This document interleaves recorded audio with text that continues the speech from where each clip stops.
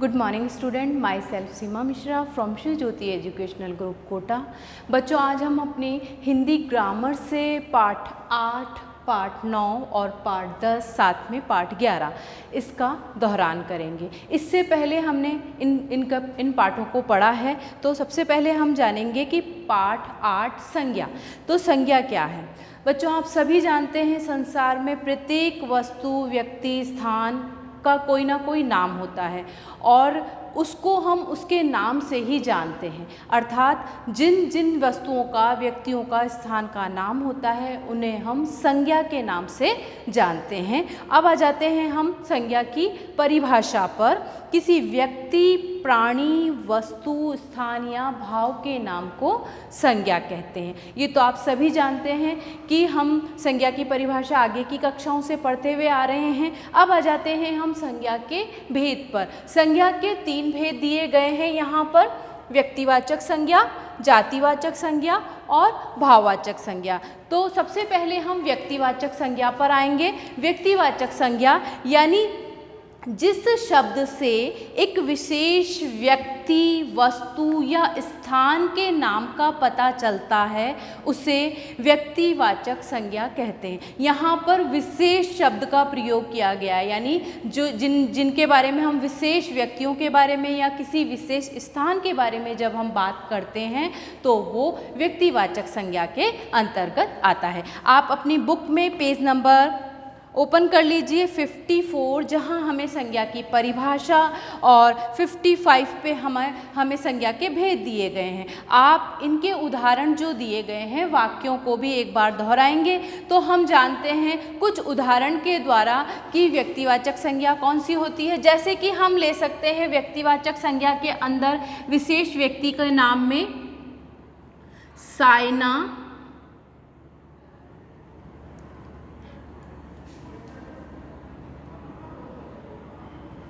साइना नेहवाल। तो यहाँ हम किसके बारे में जान रहे हैं? साइना नेहवाल। ये एक खिलाड़ी हैं, आप सब जानते हैं, एक विशेष व्यक्ति के अंतर्गत आती हैं। अब आ जाते हैं लाल किला। तो यहाँ है लाल किला, एक इमारत है, विशेष इमारत है। तो यहाँ हमने व्यक्तिवाचक संज्ञा में क्या लिया है? लाल किला। उसी प्रकार हम लेंगे एक और हिमालय। तो एक हिमालय क्या है? एक विशेष पर्वत का नाम है। तो यहाँ हम ले लेते हैं हिमालय। तो इस प्रकार से हमने जाना, जहाँ हम किसी विशेष, ये ध्यान रखना है आपको कि विशेष शब्द का प्रयोग आएगा तो वो व्यक्तिवाचक संज्ञा के अंतर्गत आता है। अब आ जाते हैं बच्चों हम जातिवाचक संज्ञा के अंतर्गत। तो जातिवाचक संज्ञा के अंतर्गत सबसे पहले तो हम परिभाषा को जान लें। आप सभी अपनी बुक में देखेंगे, जिन शब्दों से किसी जाति के सभी प्राणियों, वस्तुओं, स्थानों आदि के नाम का पता चलता है उसे हम जातिवाचक संज्ञा कहते हैं। यानी कि संपूर्ण जाति का बोध होता है। हम एक से इस प्रकार से बताते हैं कि एक के द्वारा हम संपूर्ण जाति का पता कर सकते हैं। अगर हमने कोई शब्द बोला है जैसे घोड़ा, घोड़ा संपूर्ण जाति का बोध कराता है, यानी उसमें जितने भी हैं वो सभी हम क्या कहेंगे? घोड़े। लेकिन साथ में हमें संपूर्ण जाति का उसके द्वारा बोध हो रहा है। तो जिससे हमें संपूर्ण जाति का पता चलता है तो वो क्या कहलाता है? जातिवाचक संज्ञा कहलाती है। हम उदाहरण देख लेते हैं। जैसे यहाँ दिया हुआ है मैदान। तो मैदान। उसी प्रकार हम ले लेते हैं पुस्तकें। पुस्तक से तो हमें पता चल जाता है कि ये पुस्तक है, लेकिन हमने यहाँ कोई नाम नहीं दिया है। अगर हमने इस पे नाम दे दिया होता तो ये किस में चली जाती? व्यक्तिवाचक संज्ञा के अंदर। लेकिन हमने पुस्तकें, संपूर्ण पुस्तकों के बारे में बात की है तो वो क्या है? जातिवाचक संज्ञा है। उसी प्रकार नदियाँ। अगर हमने एक नदी के बारे में बात की होती तो हम उसका नाम ले सकते थे, तो हम बोल सकते थे वो कौन सा है? वो है व्यक्तिवाचक संज्ञा। अगर हमने यहाँ किसी भी नदी का, गंगा, यमुना, कोई भी, हम किसी के भी बारे में बात करते तो व्यक्तिवाचक के अंतर्गत आ जाती। लेकिन हमने यहाँ संपूर्ण जाति का बोध कराने के लिए प्रयोग किया है तो ये क्या है? हमारी जातिवाचक संज्ञा। अब आ जाते हैं बच्चों भाववाचक संज्ञा पे। भाव क्या होते हैं? भाव जो हमारे मन के अंदर उठते हैं। इसे ना तो हम छू सकते हैं और ना ही किसी और को दिखा सकते हैं। यहाँ आपका दिया गया है, जिन संज्ञा शब्दों से किसी व्यक्ति, वस्तु या स्थान के गुण, दोष, दशा, भाव या स्थिति का पता चलता है उन्हें भाववाचक संज्ञा कहते हैं। किसी भी वस्तु के गुण दोष के बारे में है, किसी भी के दशा के बारे में है, भाव के बारे में है, तो इसके बारे में जिस संज्ञा शब्द से पता चलता है वो क्या कहलाती है, वो हमारी भाववाचक संज्ञा कहलाती है। उदाहरण के तौर पर वीरता ले लेते हैं। तो वीरता क्या है? वीरता एक गुण है। उसी प्रकार हम ले लेते हैं यहाँ पर अहिंसा। हिंसा तो हमारा दोष है, लेकिन अहिंसा, ठीक है, ये अहिंसा। और बुढ़ापा, बुढ़ापा क्या हो गया? एक अवस्था। बुढ़ापा एक अवस्था या दशा कह सकते हैं। तो यहाँ हमने जाना भाववाचक में वीरता, अहिंसा, बुढ़ापा, हरियाली, खुशी, ये सब क्या हैं? ये हमारे मन में उठने वाले भाव हैं। इस प्रकार से आपने देखा कि संज्ञा के 3 रूप होते हैं, 3 भेद होते हैं। सबसे पहले नंबर पे आया व्यक्तिवाचक संज्ञा, दूसरे नंबर पे आया जातिवाचक संज्ञा और तीसरे नंबर पे आया भाववाचक संज्ञा। अब आ जाते हैं बच्चों, जातिवाचक संज्ञा से भी हम भाववाचक संज्ञा बना सकते हैं। आप पेज नंबर 56 ओपन कर लीजिए। देखिए यहाँ पर दिया गया है किस तरीके से आप जातिवाचक से भाववाचक और किस तरीके से सर्वनाम से भी भाववाचक संज्ञा, विशेषण शब्दों से भाववाचक संज्ञा, साथ में क्रियाओं से भी भाववाचक संज्ञा बना सकते हैं। तो हम यहाँ कुछ शब्दों को देखते हैं जिसके द्वारा हम ये देख सकते हैं कि किस तरीके से हम उनमें संज्ञा में परिवर्तित करते हैं, भाववाचक संज्ञा किस तरीके से बन सकती है। तो यहाँ हमने जाना, सबसे पहले हम ले लेते हैं जातिवाचक संज्ञा के अंदर अगर कहीं लिखा हुआ है कि बच्चा, बच्चा है, ये हमारा जातिवाचक का बोध कराता है। बच्चा यानी संपूर्ण जो भी बच्चे होंगे हम जातिवाचक संज्ञा के अंदर लेंगे। तो यहाँ इसको हमने भाववाचक में बदला तो ये भाव के रूप में बन गया बचपन। ठीक है, तो इस तरीके से हमने किस में परिवर्तित किया? बच्चा, बचपन, जातिवाचक को भाववाचक में। उसी प्रकार हम ले लेते हैं सर्वनाम शब्दों में से हमने कोई सा भी एक शब्द ले लिया है, अपना। अपना सर्वनाम शब्द है, इसको हमने भाववाचक में बदला तो या तो हम उसे बोल सकते हैं अपनापन या बोल सकते हैं अपनत्व। ठीक है, तो यहाँ मैं दोनों लिख के बता रही हूँ आपको। अपना, अपना हमारा सर्वनाम शब्द है और इससे बनने वाला भाववाचक संज्ञा शब्द है अपना, पन और अपनत्व। तो ये दोनों हमारे क्या बन गए हैं? ये बन गए हैं भाववाचक संज्ञा। उसी प्रकार सुंदर विशेषण शब्द है और सुंदरता या सौंदर्य क्या है? ये भाववाचक संज्ञा में इसका परिवर्तन दिया गया है। जैसे हम यहाँ से ले लेते हैं ऊंचा। ऊंचा विशेषण शब्द है और इससे बनने वाला शब्द हो गया ऊंचाई। ठीक है, अब आ जाते हैं एक और एग्जाम्पल, उदाहरण देख लेते हैं क्रियाओं से। क्रियाओं से कैसे आप भाववाचक संज्ञा शब्द बनाएंगे? सिंपल सा वर्ड जैसे हमने ले लिया पढ़ना। पढ़ना एक क्रिया है और उसको संज्ञा भाववाचक में बदला तो वो बन गया पढ़ाई। तो इस तरीके से हम इस तरीके से हम जातिवाचक संज्ञा, सर्वनाम, विशेषण और क्रियाओं के द्वारा भी भाववाचक संज्ञाएं बना सकते हैं। तो बच्चों अब हम आ जाते हैं पाठ 9 लिंग। तो सबसे पहले आप अपनी बुक में ओपन कर लीजिए पेज नंबर 60। इसमें हम जानेंगे लिंग क्या है। तो बच्चों शब्द के जिस रूप से उसके पुरुष जाति या स्त्री जाति के होने का बोध हो, उसे लिंग कहते हैं। ये तो आप सभी जानते हैं, पुरुष यानी पुल्लिंग और स्त्री यानी स्त्रीलिंग। तो यहाँ हम अपने आप समझ जाते हैं कौन से शब्द पुल्लिंग में आते हैं, कौन से स्त्रीलिंग में आते हैं। अब लिंग के भेद, लिंग के दो भेद हैं, पुल्लिंग और स्त्रीलिंग। तो सबसे पहले हम पुल्लिंग के बारे में, जिस शब्द से उसके पुरुष जाति के होने का ज्ञान हो वह पुल्लिंग कहलाते हैं, और जिस शब्द से उसके स्त्री जाति होने का ज्ञान हो वह स्त्रीलिंग शब्द कहलाते हैं। तो हम कुछ उदाहरण देख लेते हैं। जैसे मैंने यहाँ लिखा आदमी, अब ये किस में आ रहा है, ये आ रहा है हमारा पुल्लिंग। तो हमने इसको स्त्रीलिंग में बदला तो क्या बन जाएगा, आदमी बन जाएगा औरत, परिवर्तित हो गया, आदमी यानी स्त्रीलिंग में औरत। उसी प्रकार हम ले लेते हैं मोर। मोर पुल्लिंग शब्द है और मोरनी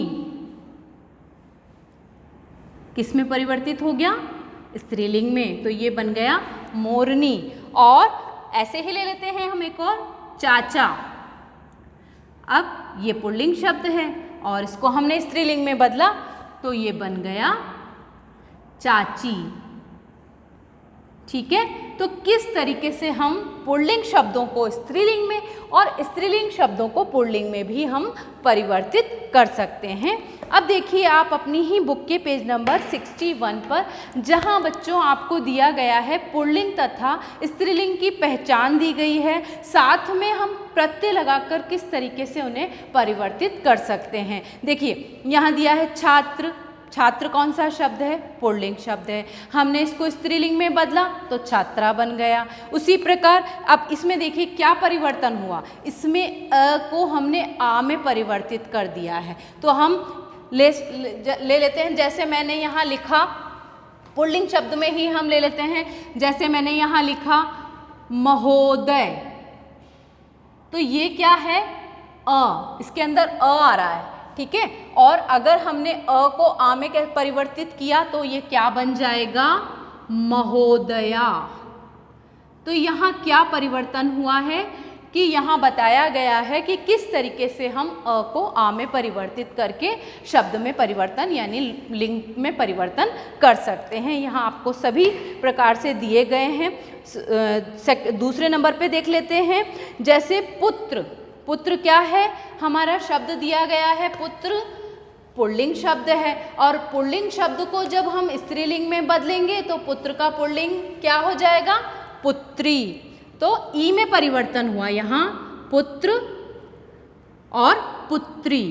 तो किस में परिवर्तन हो गया यहाँ, इसमें ई में, अ को ई में परिवर्तित किया है। ऐसे ही आपके यहाँ बहुत सारे प्रत्यय दिए गए हैं जिसके द्वारा हम स्त्रीलिंग को पुल्लिंग में और पुल्लिंग को स्त्रीलिंग में बदल सकते हैं।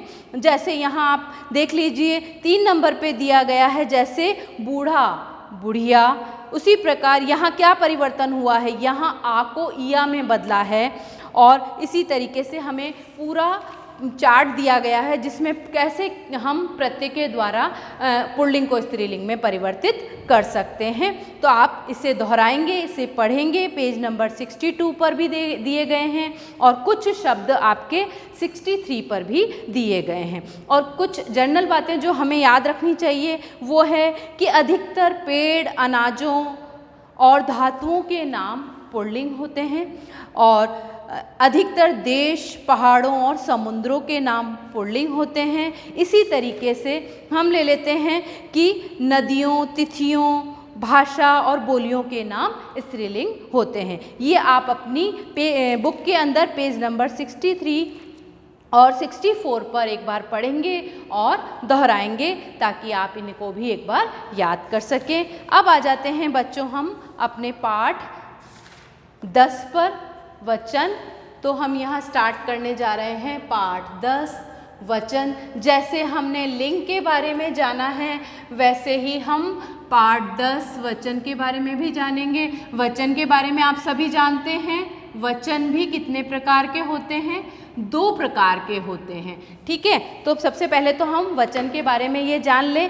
शब्द के जिस रूप से यह पता चलता है कि व्यक्ति अथवा वस्तु की संख्या एक है अथवा अनेक, उसे वचन कहते हैं। यानी एक और अनेक, एक से अधिक होते ही वचन परिवर्तन हो जाता है, तो वहाँ क्या होता है, एक से अधिक होते ही वो एक वचन की जगह बहुवचन में परिवर्तित हो जाता है। आप सभी अपनी बुक में पेज नंबर 68 ओपन कर लीजिए, जहाँ आपको दिया गया है कि वचन क्या होते हैं। अब आ जाते हैं हम वचन के भेद पर।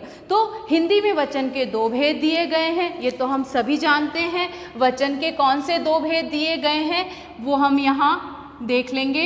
सबसे पहले एक वचन। एक वचन जहाँ हम सिर्फ एक के बारे में बात करते हैं वहाँ हम एक वचन का प्रयोग करते हैं, और जहाँ हम एक से अधिक वस्तुओं या किसी और चीज़ के बारे में बात करते हैं वहाँ हम बहुवचन का प्रयोग करते हैं। तो एक वचन और बहुवचन ये आप सबने पहले भी पढ़ा है। एक बार हम इसकी परिभाषा देख लेते हैं। आप सभी अपनी पेज नंबर 68 पर देखेंगे। शब्द का वह रूप जिससे एक व्यक्ति, वस्तु, प्राणी या पदार्थ का ज्ञान होता हो, एक के बारे में, उसे हम एक वचन कहते हैं। उसी प्रकार शब्द का वह रूप जिससे अनेक व्यक्तियों, वस्तुओं, प्राणियों आदि के बारे में, यानी एक से अधिक होते ही हम उन्हें किस में लेंगे? बहुवचन में लेंगे। पदार्थ का ज्ञान होता है उसे हम बहुवचन कहते हैं। उदाहरण के तौर पर हम कुछ उदाहरण देख लेते हैं, जैसे कि हम ले लेते हैं बिल्ली। बिल्ली शब्द हमारा किस में आता है? एक वचन में। लेकिन अगर हम इसे बहुवचन में परिवर्तित करते हैं तो वो क्या हो जाएगा? बिल्लियाँ।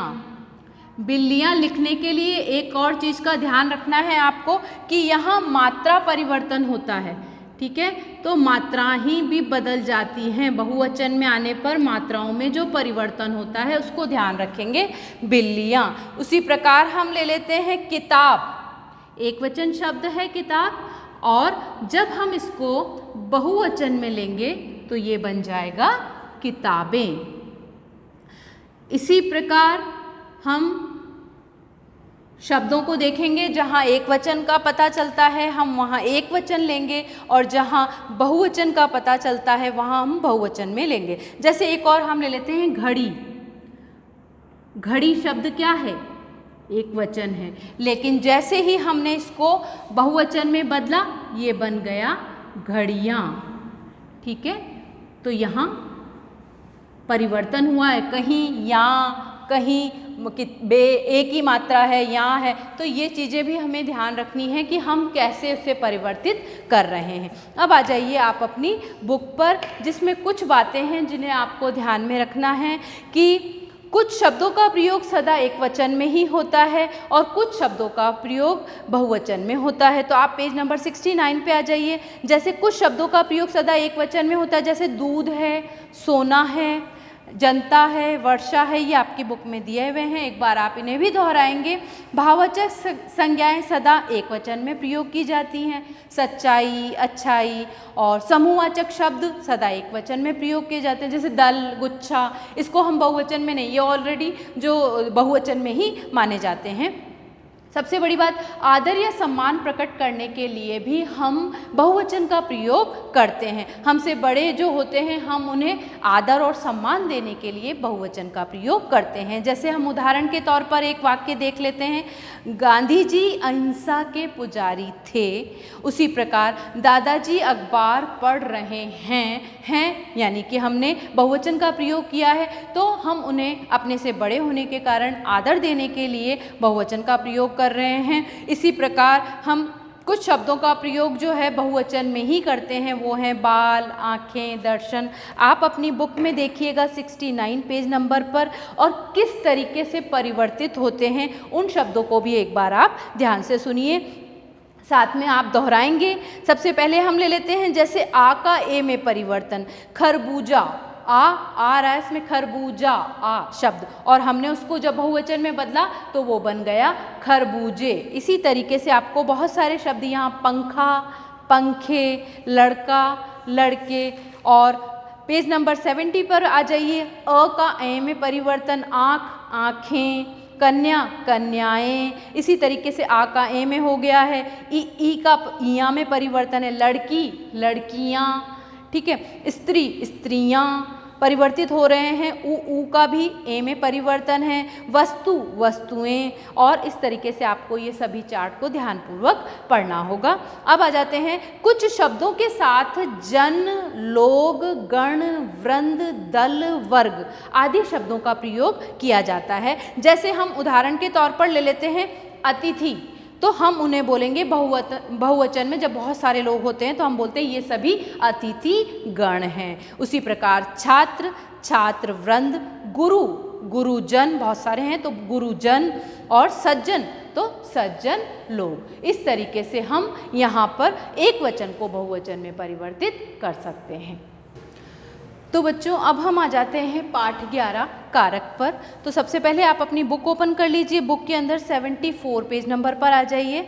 सबसे पहले हम कारक की परिभाषा को जानेंगे। बच्चों, संज्ञा या सर्वनाम का वह रूप जिससे वाक्य के अन्य शब्दों से उसका संबंध जोड़ा जाता है। हम वाक्य के संज्ञा और सर्वनाम का अन्य शब्दों से जब संबंध जोड़ते हैं तो जिन शब्दों का हम प्रयोग करते हैं, जिन चिन्हों का हम प्रयोग करते हैं, वह कारक कहलाते हैं। ये तो आप सभी जानते हैं। कारक के 8 भेद होते हैं, तो यहाँ हम 8 भेदों के बारे में जानेंगे, साथ में कारक के भेद और कारक के चिन्ह। तो यहाँ सबसे पहले हम जानते हैं कर्ता। कर्ता है जो काम करता है, उसके लिए हमने किस चिन्ह का प्रयोग किया है? ने। तो यहाँ आपको इन चिन्हों को बहुत ध्यान से देखना है, साथ में याद भी करना है। बहुत सरल तरीके से हम कर्ता ने, कर्म को, कर्ण से इस तरीके से इन्हें याद कर सकते हैं। तो हम आ जाते हैं कर्म, कर्म को। ये सब क्या है? जिस का हमें चिन्ह दिए गए हैं ये कारक चिन्ह है। ठीक है, यहाँ तो कारक दिए गए हैं, कारक के नाम दिए गए हैं और साथ में हमें यहाँ चिन्ह दिए गए हैं। तो यहाँ हम लिख रहे हैं चिन्ह। तो आपको इन चिन्हों की पहचान होनी चाहिए कि हमने इन चिन्हों को कहाँ प्रयोग करना है और कैसे प्रयोग करना है। तो यहाँ हमने लिया कर्ता ने कर्म को कर्ण से, और साथ में आएगा आपके यहाँ से के साथ में के द्वारा। से साथ का भाव है इसलिए यहाँ आ गया से के द्वारा। और अब आते हैं हम इसके 4 नंबर पर संप्रदान। तो यहाँ आएगा के लिए को। ये दोनों ही हमने के लिए और को, ये दोनों ही इसके चिन्ह हैं। इसका प्रयोग हम जहाँ हमें वाक्य में के लिए की आवश्यकता होती है हम वहाँ के लिए लगाते हैं, और जहाँ को, संप्रदान को यानी कि को का ये हमें प्रयोग करना होता है वहाँ को का प्रयोग करते हैं। हमें इनके चिन्हों के साथ ही इसको याद करना होगा। अब आ जाते हैं 5 नंबर पर अपादान कारक। अपादान, अब यहाँ से देखिए, अभी इससे पहले भी हमने से का प्रयोग किया है।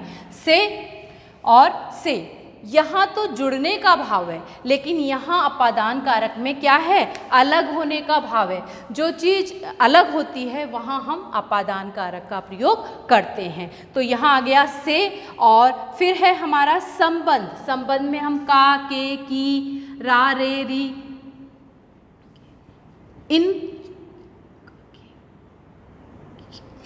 इनका प्रयोग करते हैं। तो ये हमारे क्या है? संबंध का बोध कराते हैं। उसके बाद आ जाते हैं अधिकरण। अधिकरण में आएगा आपके चिन्ह है में और पर। ये हमारे अधिकरण कारक के चिन्ह हैं। और संबंध में संबोधन में आएगा आपके कौन सा चिन्ह आएगा?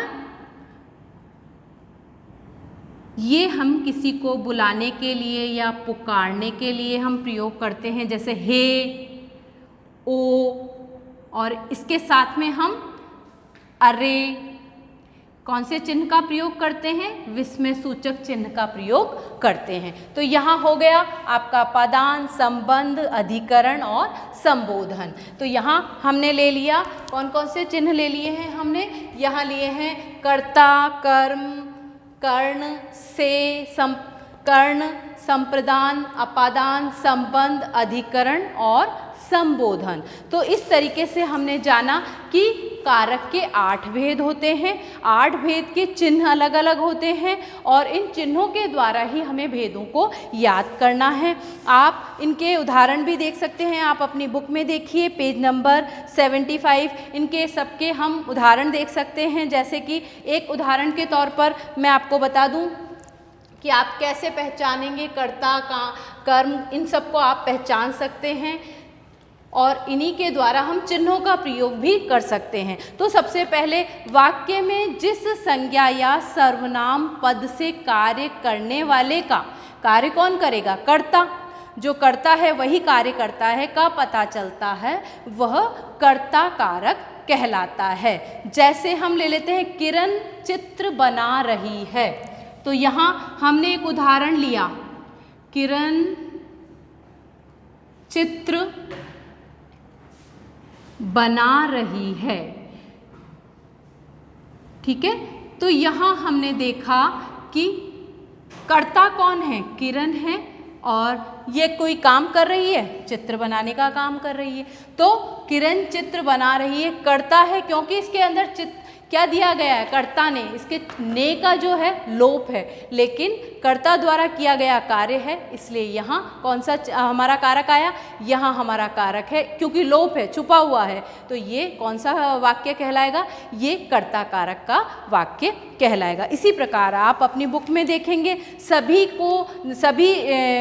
जो कारक हैं उनको उनके चिन्हों के साथ यहाँ दिया गया है। एक बार सभी को दोहराएंगे, साथ में हम एक ये भी देख लेते हैं, जैसे कि हम कई जगह वाक्यों में इन कारक चिन्हों का भी प्रयोग करते हैं। जैसे उदाहरण के तौर पर हम ले लेते हैं train station, train station dash खड़ी है। अब आपको इसके अंदर क्या लगाना है? कारक चिन्ह का प्रयोग करना है। तो आप कौन सा कारक चिन्ह लगाएंगे? ट्रेन स्टेशन पर खड़ी है। तो इस प्रकार से हम इन कारक चिन्हों के प्रयोग द्वारा भी वाक्य को पूर्ण कर सकते हैं। कारक चिन्हों का प्रयोग करके हम इन वाक्यों को क्या बना सकते हैं? संपूर्ण वाक्य बना सकते हैं। तो बच्चों, आप अपनी बुक में जितने भी कारक के भेद और उनके जो उदाहरण दिए गए हैं, एक बार उन्हें जरूर दोहराएंगे और याद करेंगे। इस प्रकार से हमने आज बच्चों पाठ 8 संज्ञा, पाठ 9 लिंग, पाठ 10 वचन और पाठ 11 कारक का दोहरान किया है। और मुझे आशा है कि बच्चों आपको ये सभी दोहरान अच्छे से समझ में आया होगा। और अगर आपको कोई डाउट है तो आप मुझसे डाउट क्लास में पूछ सकते हैं। धन्यवाद।